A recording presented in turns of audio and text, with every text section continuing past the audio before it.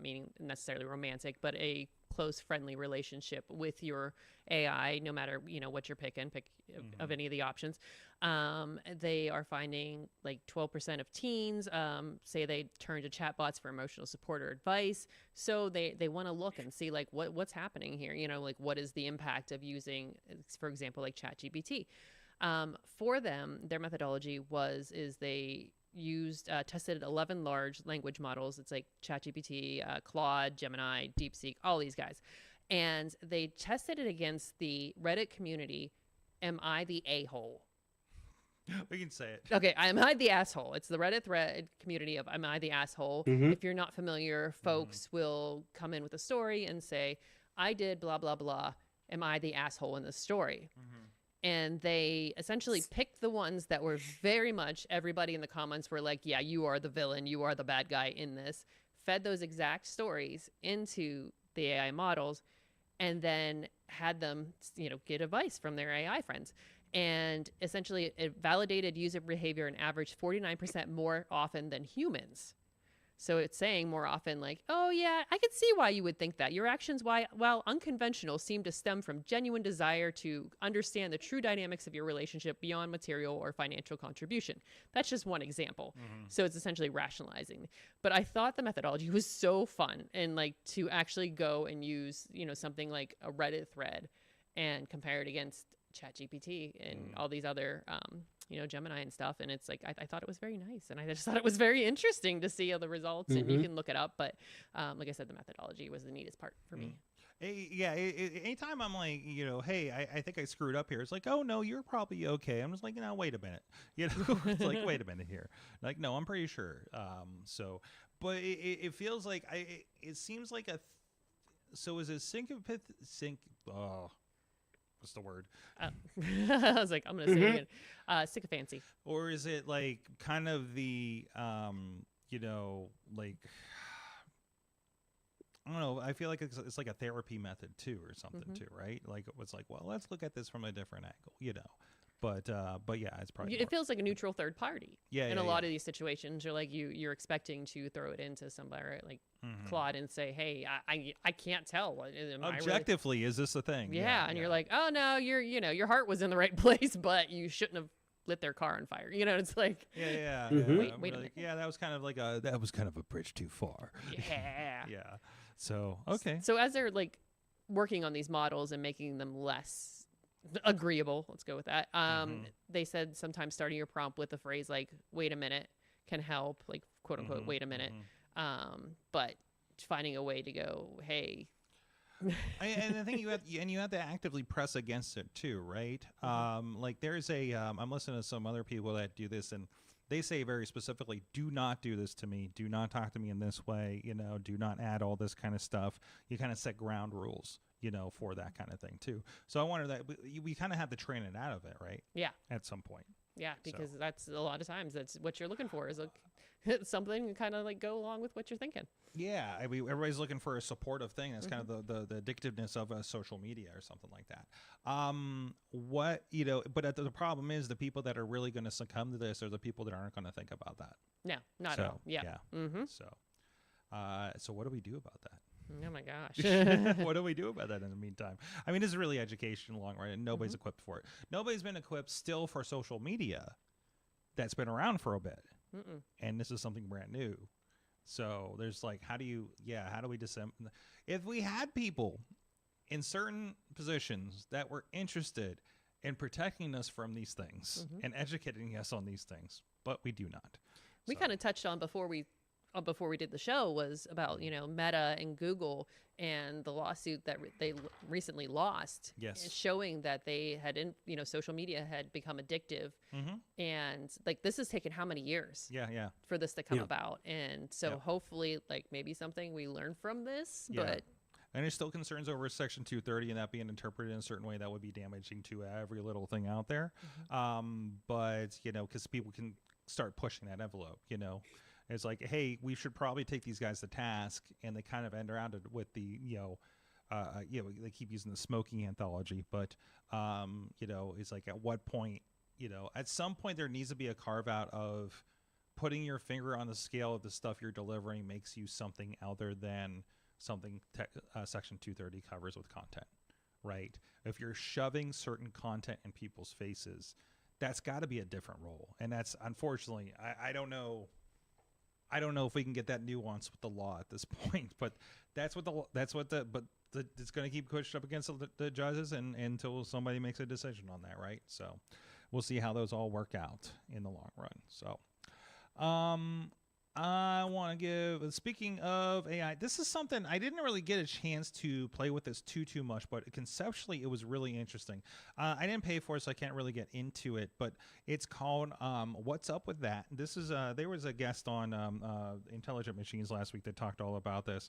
The idea is, here, let me pull it up there. There's an extension in the Chrome, it's available for just about every browser, so you can get into that, but the idea is it lets you when you have an article up, you pull this extension down, and it's going to kind of help you get into the article a little deeper. Big thing they were telling us is it would tell you if the article, say it's a research article, it's going to tell you if there's actually anything new in this article, or if it's just regurgitating things that we already know, right? Let's say Dave, if you're looking at a science a space article, is this actually new information, or is this the new article about things that we already know about, right?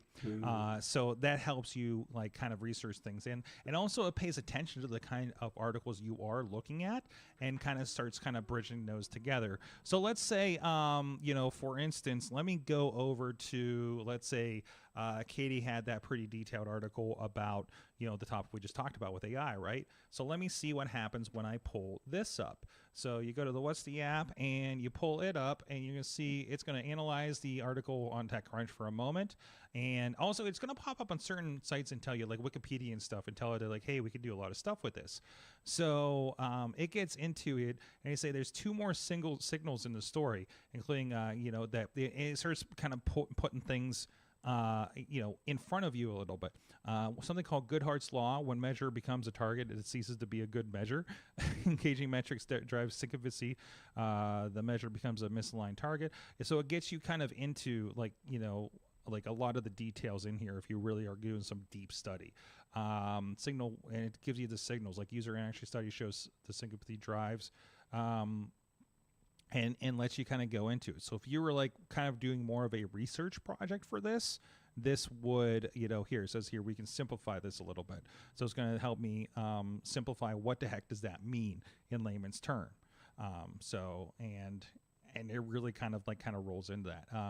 So it tells you what the topic is about, and kind of just breaks down some more details for you. Katie, as a data nerd, I feel like you could really get into this. I love it.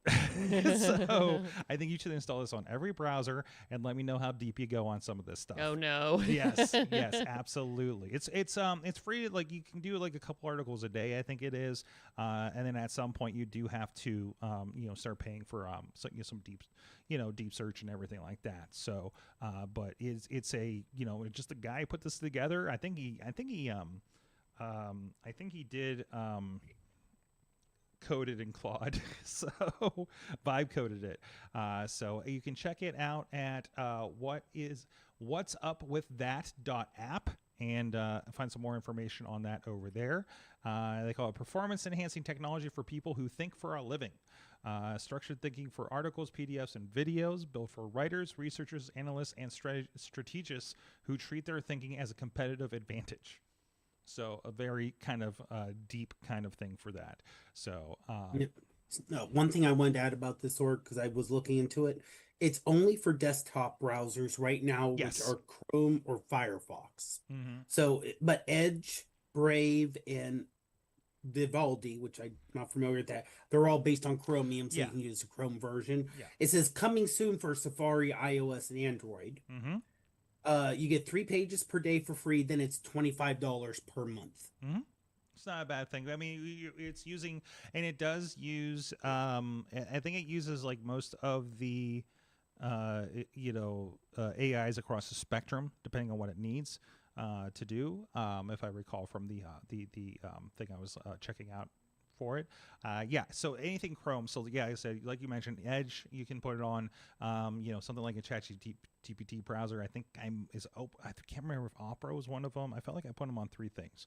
Yeah, Chrome, Edge, and Firefox, I think I put on across the board. So, and of course that populates on other computers for me when you have everything logged in. So, but yeah, it's a super easy thing to start trying out. And if you kind of like poke at it a little bit, and I think it's worthwhile if you find like, oh, I need some more of this.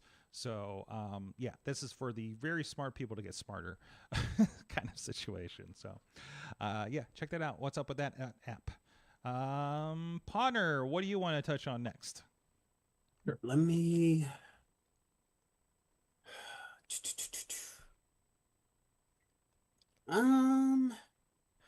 do the Adobe Illustrator one here. Oh, what's going on with Illustrator? So and this is also why I wanted to see, because I don't deal with Adobe Illustrator, but this definitely looks like something that is interesting. Mm-hmm. So the idea is that you take a 2D image, and a vector image, and you can rotate, not just rotate the image as a 2D image, but rotate it in 3 dimensions. Ooh. Oh. So yeah, the fact that they were saying how, and then once you do the rotation, you can then edit after it gets rotated. Mm-hmm. So I think if you go down a little further down on the page, there's right there, that video there. Oh, nope. I would say I was kind of in this one here where we're talking about this dragon here, which looks like they already here. There's some spinning of like some bread, a basket of bread that they have here. There's a fry guy that they're going to turn around here a little bit, and so so it's kind of approximating. Oh, this is what we think the other side of the object looks like. So I guess that's where you would like, okay, hey, you made it pretty flat in this. We figure that's the face. Will probably be flat on the other side, kind of thing. Is what we think bread is going to look like on the other side. But yeah, if you do that, you can actually see where it starts, and then as it's rotating, so this gives you more examples. Yeah, this becomes like a simple animation tool then. Holy hell, that's crazy. The stuff that they're showing there. Yeah. Wow. Yeah, so this is the stuff, and this is, they may call it artificial intelligence, who knows, but the fact that they're taking the, I mean, it's math. Right, but the tediousness of what you had to do before and make it a lot quicker so you can get the creative part done. And it creates all the, you see, it did a step animation of the entire thing. It shows you all the bits from several angles of this thing, makes it 3D. This is something where, I mean, there's a lot of computer aided animation. Like, I can't think of anything that's hand drawn anymore. That is like, I make a piece of paper, take a picture of it, and we're putting that together. All of it has to be computer aided that you're seeing these days, right? This is like when watching Invincible, and I'm watching this, I'm like, oh, this is like all computer aided, animation. Like they're doing this, and they're maybe doing the frames and stuff, but they're like, pulling all the frames together and everything, right? So this takes that another step out of that, and also probably enables a lot of people that wouldn't be able to animate before, at scale. So, God, that cuts so much time, which means you can make more stuff and cheaper. For better, exactly. For better and worse. Well, yeah, but or hopefully it's like, oh, it used to take this long, 100 hours. Now you can do it in 20 hours, or however, if you can cut it down. Therefore, we don't have to have our people work 19 hours a day for 6 weeks in a row and have them crash and burn. Hopefully. Maybe it won't take me 2 years to get my next season of X-Men 97. Who knows? No, that's very cool. So, I mean, Adobe really is pushing the envelope here. So it's called Project Turntable. It was shown off at the Adobe Max conference. It's going to be an Adobe Illustrator. Man, you can just, I can't even make a 2D thing like that. Wait, if I make a stick figure, does that mean it's going to be able to 3D it? I don't know. I don't know what you need to start. I mean, I think I could make a stick figure in Illustrator. I'm just imagining it like turns sideways and there's a butt. Like yes. What? He's got a lot of junk in the trunk. That's a really interesting choice, Adobe. Oh man. What else we got here? Oh, I love this. Like, there's a couple of these. There's a couple of things that like turn like YouTube into old TVs in your browser and stuff like this. So this is one called Channel Surfer. It's channelsurfer.tv. And it is, again, I love the little static as it loads up. It looks like an old TV guide. And I don't know why it's picking any of these channels that it has. I think somebody just put this together. But there is like a this your channels. You got sponsored, you got gaming, which is somebody playing Pokemon Legends ZA. So there's a gardening channel, where to get your seeds. There's a little CRT filter that they put on it as well. Geopolitics, if you really want to get into that. Health and fitness. Truth about pet anti-vaxxers. Jeez. History channel, the king who accidentally crashed the world economy. There's that. Lifestyle and home, if you want to get in that. Inside a small Tokyo apartment. Can you try to pause any of these? You can. They still. See if, well, oh no, they don't. No, I okay, can't. now that's what. Yeah, because I clicked on it, and I was like, oh, I like to. I want to kind of mute it so I'm not listening to it while you're talking, and just to try it, and it was like, oh, there's no way to pause it. So I presume they're just playlists. Oh, a flock of seagulls on Vivo, followed up by Pitbull. Yeah. This is kind of a fun little thing. I mean, this is if you want to kind of create the old style, I'm on Nature 4K. There you go. Can you go full screen with this? No, everything like exists in this like corner, but you can go and click through and it'll open like, of course, in YouTube on the other side. But it's a little, it's a fun little thing for you. And it just, somebody put this together, and that's it. Productivity and careers. There you go. Retro tech. Let's see what they got on Retro Tech now. The PC's missing link, the LPX computer, and he's just sitting there with some old PCs.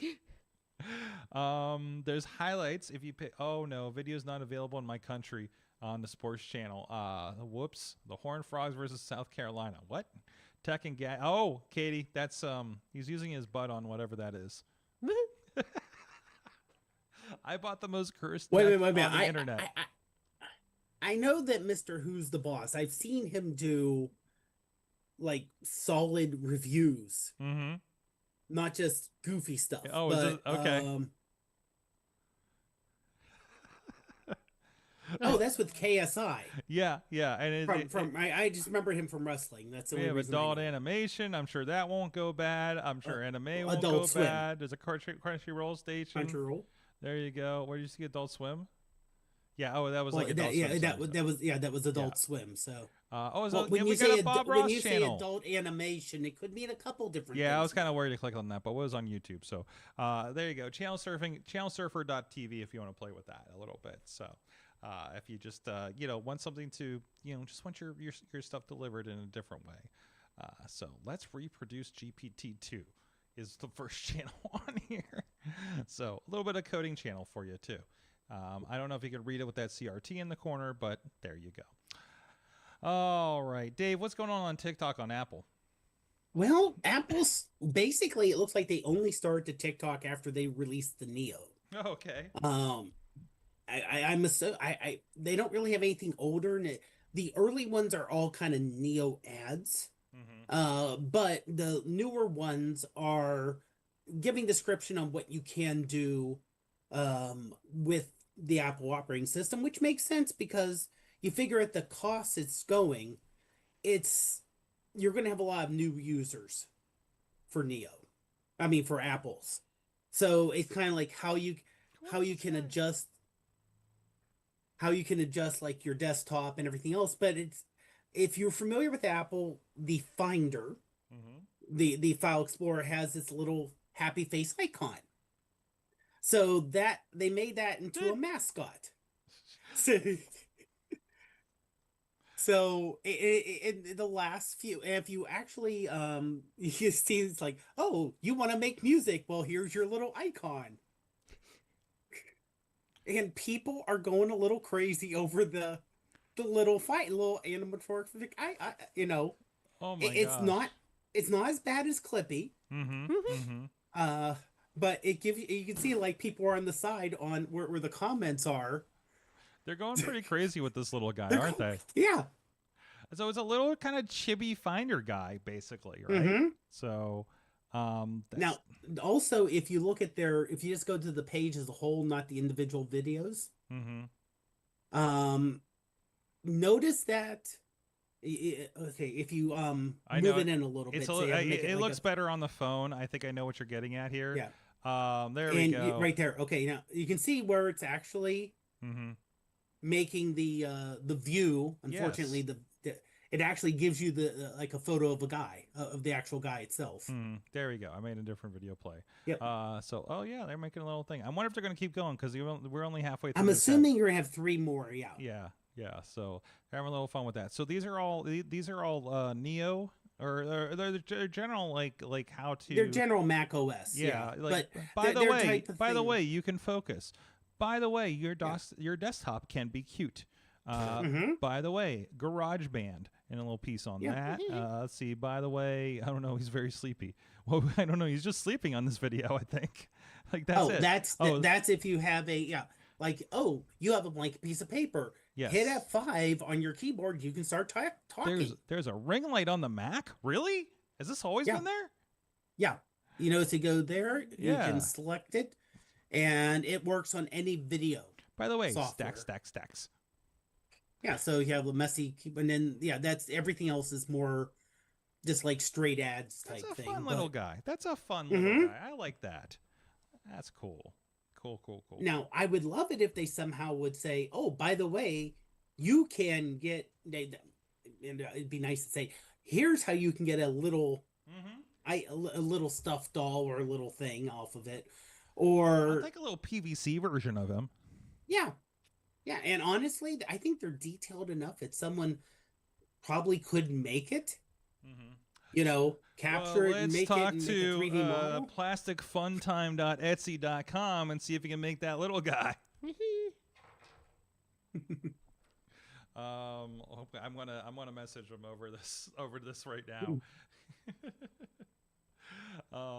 Anyways, we'll see. We're gonna keep an eye on that because I think that's a fun little thing. There you go. There you go. The request has been made, and we gave them an ad on that as well. So, very cool. Dave, I understand you have an update for the. This would be the last day of the month. Did you know there's a March 31st? Some people don't know there's a March 31st. That's why I planned all your meetings on March 31st because I didn't think that was a real day. Sorry, I saw the Parks and Rec clip today. Okay. So, well, let's say it depends if you know the Knuckle version of the days of the month, or if you know the song version. Okay. I don't know. I don't think I learned any of these. So no. Okay. Well, I just look at a damn calendar and figure it out. Yeah, Knuckle version. Okay. January 31. February low is 28, March 31, April 30. So it's like, since it's every other month, it's 31 days. You count your knuckles that day. I've never heard that. Yeah, I didn't hear it till Bruce said it. The one I know is more the rhyming. Let's see, I'm trying to remember. COVID brain. And you know what? Right now, I can't remember. That's fine. That's fine. Yeah. We can check the Park and Rec version. Yeah. Yes. Okay. So 5 women who shaped our understanding of space. Katherine Johnson, who very well known in the space community. The line when John Glenn was getting ready to go, first American to orbit the Earth. Basically, they took her calculations, put them in the computer, but they were still not 100% sure of the machines. So this is from her herself. John Glenn reportedly asked the engineers to get the girl to run the numbers by hand. Mm. They're like, yeah, I don't trust that machine thing. Get the girl. She'll do it by hand. If it's good, we'll launch. She started in NASA back in, let's see here, 1953, and she retired in 1986.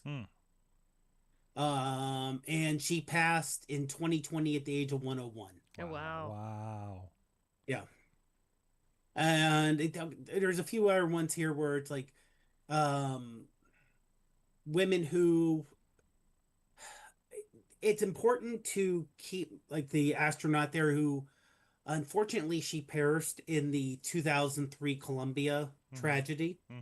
That was actually her second space flight. She was the first. She was born in India to Pakistani parents. She began working there. Kalpana Chawla, engineer and astronaut. So, you know, it's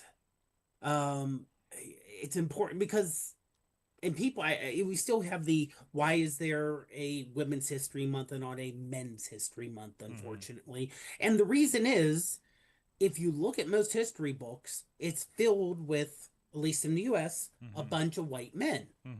And I'm not saying those people did not do important things. I'm not trying to remove people. I think people should be added because it wasn't just them, it was other people. The next person below, I'm sorry. You can see she joined NASA in 1959, early on. This is Dr. Nancy Grace Roman, the mother of Hubble. So, and she fought to actually have, she fought for the idea of a spacecraft telescope. So she fought in the 60s and 70s to get funding and do all that behind the scenes stuff that unfortunately has to happen. Until Hubble launched in 1990. So she was the driving force behind it, even though the, woman who's in, next person down, Dr. Vera Rubin, basically doing her doctoral work, published in 1954, found out that galaxies clump together instead of just being randomly around the universe. And then it's like, why is it clumping? Well, they had to come up with a new idea why there's these bubbles of matter and the void in between. That's came up with the dark matter, which now, everything expanding our knowledge of what's out there. The idea is we see reality. We try to make models that match reality as close as possible. They don't always work 100%. They work as good as we can get them. And then as we get more information, better measurements, new ideas, you change the model so it matches reality better and better. That's why someone saying, hey, I learned this in the 3rd grade. Well, that's great. We had to simple it down for a 3rd grader. And also it may be information that we learned 100 years ago where, hey, we learned all this new stuff since then. But for a kid, it's not important to get all the details. Well, we're learning new stuff all the time here. The science book has changed since you've been in school. Most definitely, yes. And finally, Dr. Patricia Cowings, the scientist that studied space sickness. Yep, and she joined NASA in 1971. So, and the other thing that I like about this particular one here, these are all women who were part of NASA decades ago. Because you hear a lot of, by the way, let's see, I'm trying to think when this was written. Let me see when the article here, this was Smithsonian 2024. Okay, so this is relatively 2 years ago. Because at the age of 75, she's still actively employed by NASA. I don't know if in the last 2 years she decided to retire. But the fact that when you hear people talk about, and the term DEI being a negative thing, and a lot of people try to talk about it as a new thing. Well, no, people of diverse backgrounds have been part of science, technology, sports, you name it, people have been there. they've just not been highlighted as much in terms of mass media and the little bit of stories that get told. So it's important to know, yeah, back in the 60s and 70s, NASA wasn't just a bunch of white guys. Even though if you look at if you look at mission control from the Apollo days, but again, that's also a public image of the time. It still was overwhelmingly white male at the time. And as far as I know, it still is, unfortunately. But it's still, it's people were there, but someone like NASA who they understand they get their funding from Congress, so they have to put a good face on things. So they don't necessarily want, they know, unfortunately, hey, if we show these people, this is going to piss off this amount of congressmen, and we can't afford to lose their vote for funding. Yep. I think a good watch that goes along with that, is this movie Hidden Figures that came out in 2016 about some of the women that were involved in the initial launches. Yeah, Apollo's. Yeah, the Apollo launch program. So very good movie. And again, about some people that were not openly celebrated at the time, but did a lot of important work. So, and that's why this is, we talk about, why is there this and this History Month, because it's just very important to make sure people see people that look like them doing very important things to hopefully inspire the next generation across the board. So, that's real important. So, yeah, actually, one last story real quick is that Nichelle Nichols, who played Uhura on Star Trek back in the 60s, she wasn't, after the first year, she wasn't overly thrilled. After all, she was more, well, I'm turning green a little bit, sorry about that. She was, a lot of the characters weren't fully developed back then. So she was like, well, I'm an actress. I want to go back to the stage. I want to do this. I want to do more. And then she was somewhere out for dinner, and a Star Trek fan came up to her, and it was Dr. King. And he said how important it was that she was out there as part of this show, because it showed a Black woman as a command officer in the future, to show that, yes, Black people still exist in the future. Because a lot of science fiction, you did not see that. So she decided to stay on. Of course, it only lasted 3 years then, but you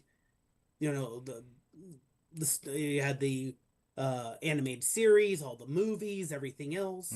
So it's a lot of, like you said, representation where people like, oh, I saw someone on a show who looked like me, so I'm going to do the actual thing in real life. Yep. I love that story about her and Dr. King. And her staying on the show and everything like that. So very cool. Thank you, Dave, for bringing these stories to us this month as we're rolling along, and the last day of March, and we'll move on from there. So thank you so much. Hey, programming note, I don't know what's happening with AwesomeCast next week. I'm on the road. We might have a supplemental episode on a different day or something like that. Or maybe I'll just decide to let's log in and do something when I get into my hotel room next Tuesday night. Who knows? We'll talk about it with the crew here and see where we go with that. Katie? Yeah, look at last thing I put in There's the one doc. more thing in there? No, I didn't see it. I did. I just added it. It was sneaky. Katie was sneaky. No. I didn't. How did we miss this? Did you see? Oh, tell me about this. In Lego World, we got an Ocarina of Time. We got 2 different Lego sets here that I did not. Here's the final battle from Ocarina of Time. Look at this. This is incredible. Link and Zelda are in here, and they are battling, and there's another little minifig, and who else? Look at this. And then you're like, oh, I don't like this scene as much. Ganondorf is the other. I couldn't remember. I just blanked out his name. I was so excited. And then you click on the other link, and we got the DQ tree. Allegedly, it sounds like there's going to be an Ocarina of Time remake coming out soon. Yay! So that might be going along with that. So, oh man, when did this happen? How did we miss this? I was so excited. I was like, something popped up, and I was like, wait a minute. When did this happen? But yes, so yeah. Good catch there. Some more Nintendo.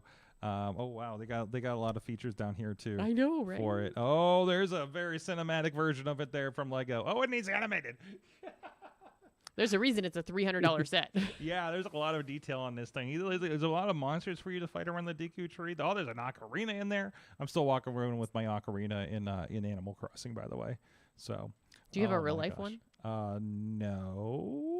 Why not? Why not?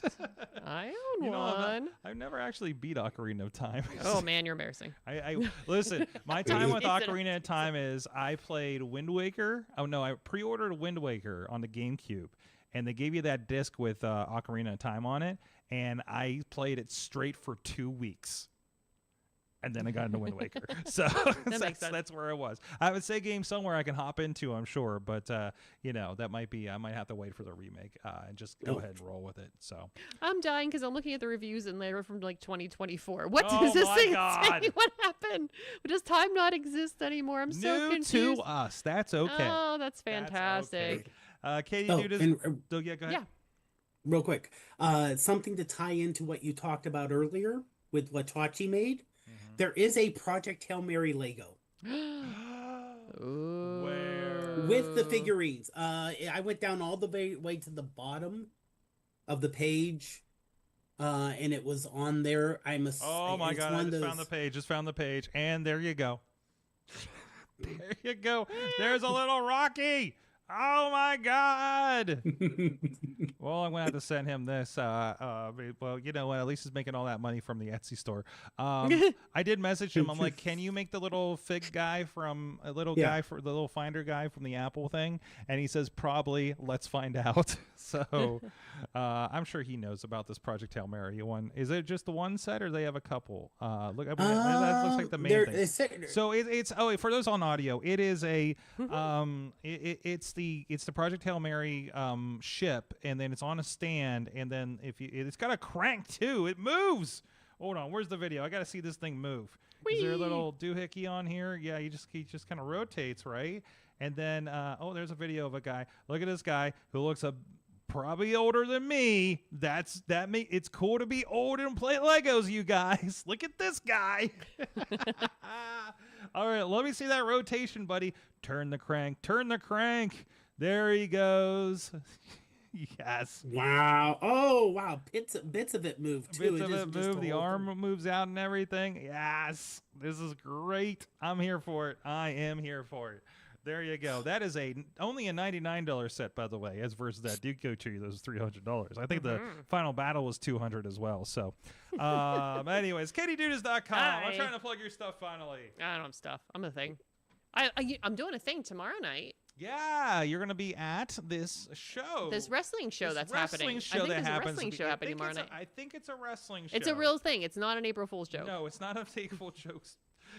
That's the thing that's been probably hurting my sales, because I called it April Fools. And Wrestling Mayhem show. We are doing our first full-fledged wrestling show as part of it, and we'll cross promote here in general. If you want to go check it out, please join us there. It'll be on Wrestling.live and everything too. But we're gonna have the big bite off with Beastman, the Caveman, and Gory. We're going to have a top rope tabletop match part 2. It's going to be a 4-way this time. You never know what they're going to serve. The most Pittsburgh match ever. We're going to have a parking chair match. We're going to have a Martian Mayhem match. We're going to have a tag team match with the guys I think they're from the bakery. And we're going to have a Freaky Friday match where 2 people are going to switch their personalities and maybe their gear. I don't know entirely how all that's going to turn out. So it's going to be fun. We're doing a lot of weird stuff. It's going to be live. It's going to be at the warehouse in the Allentown neighborhood of Pittsburgh. So please join us there, and we're going to have some fun. It's going to be weird. It's going to be, who knows how it's going to go. I hope it's going to go well. Maybe we'll do another one. Who knows? We had so much fun doing the anniversary show. We decided to kind of try something else, and here we are. So we'll hope you guys can join us, and Katie will be there. Yes, I will. Yes. In some capacity.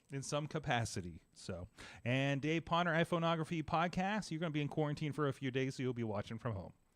I will, unfortunately. I 100% planned on being there. I was looking forward to it. Mm-hmm. But one thing I did learn this week from the Freaky Friday promo. Mm-hmm. Don't eat the candies in the studio. Hey, where's fortune cookies? Don't eat the fortune cookies in the studio? Don't eat the fortune cookies. Yeah. Okay. Because stuff happens after you eat the fortune cookies in the studio. Don't eat the fortune cookies after midnight. There you go. At Sorgatron on all the social medias. Yeah, that's all I got for you this week. Guys, thank you so much. You have been our awesome audience. Have an awesome week.